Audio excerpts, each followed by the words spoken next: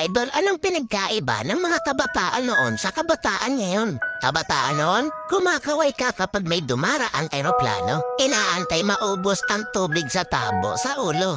Ginagawang swimming pool ang tanggana ni nanay. Ginagawang braces ang foil ng choknat. Maliligo ka sa alilod ng bubong kapag umuulan. At kapag gabi naman, akala mo sinusundan ka ng buwan. Nagko-concert sa harap ng electric pan. Kabataan ngayon, ang problema ay pera at cellphone. Ang problema lang namin noon kung paano makatakas sa bahay para di matulog ng tanghali. Umatay man kami sa palo, aminin natin mas maraming nire-respeto na magulang sa panahon noon kaysa ngayon. Mga kabataan ngayon, isang chat lang, may jowa na. Kami noon sa claims lang umaasa.